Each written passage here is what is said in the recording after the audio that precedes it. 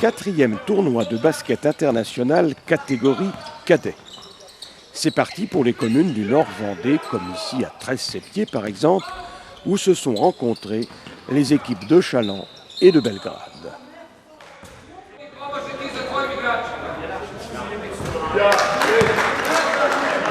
C'est une première pour moi en tant que première magistrate.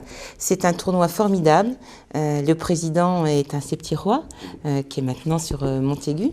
Mais effectivement, je pense que ce qui est important, c'est que cette année, il y ait donc cette équipe serbe. Ça va donner, je pense, une autre valeur au tournoi.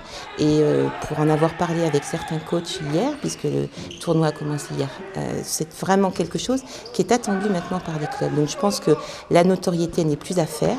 Et maintenant, que les meilleurs gagnent.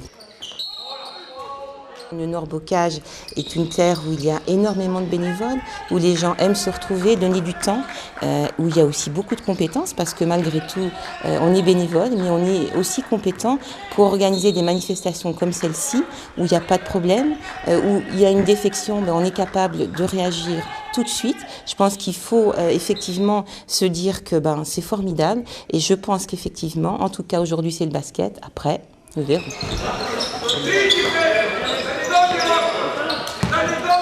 Organisée par l'Union Nord Vendée de basket, la manifestation s'est ouverte cette année aux clubs étrangers.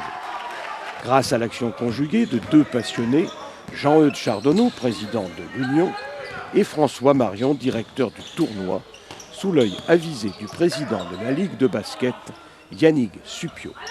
Un trio efficace. Bon, là, c'est la 4e année du tournoi. Il est passé tournoi international. Nous avons nos amis serbes qui sont présents sur ce tournoi. Ils sont arrivés jeudi. Et ils sont logés dans les familles d'accueil. On a des contacts un peu privilégiés avec l'ancienne Yougoslavie, car dans l'Union Nord-Vendée, nous avons un joueur de nationalité bosniaque. Il n'y a pas de Croates par hasard, non? Non, on a des amitiés avec cette région-là. Un jour, peut-être, il y aura des Croates. Mais vous dites ça d'un ton acerbe, non? Non. Non, mais on les apprécie beaucoup. Hier soir, j'étais à l'hébergement et on avait une fille bosniaque qui joue dans l'équipe féminine de l'hébergement. Donc, ils aiment bien notre pays. On en trouve un petit peu partout.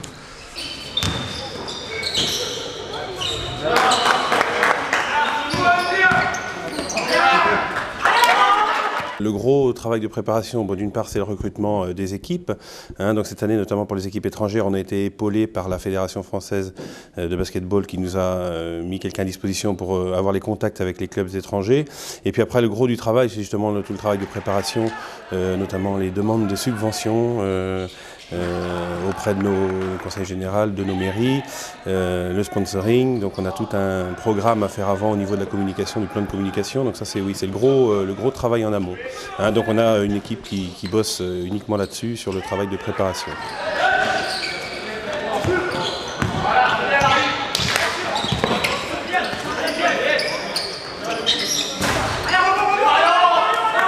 Alors pour la Ligue des Pays de la Loire, c'est un outil exceptionnel pour faire travailler notamment les arbitres et les officiels de table de marque. Donc c'est la 3e saison, on travaille en partenariat.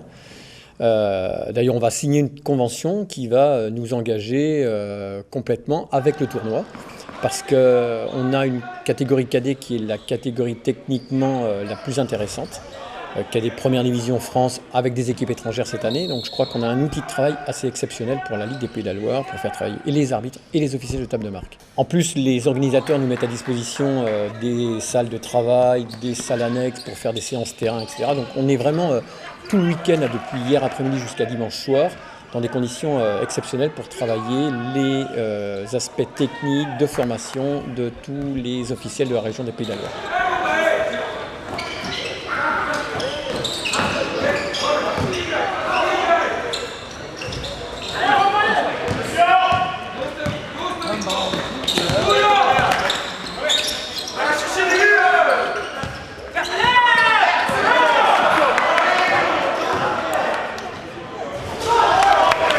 Au total, le tournoi du basket cadet international ont raconté une vingtaine d'épreuves et une quarantaine d'équipes qui se seront retrouvées dans les communes du Nord Vendée, de Boufféré à 13-Septier, de Montaigu à la Guyonnière et quelques autres pour un week-end sportif de haute tenue.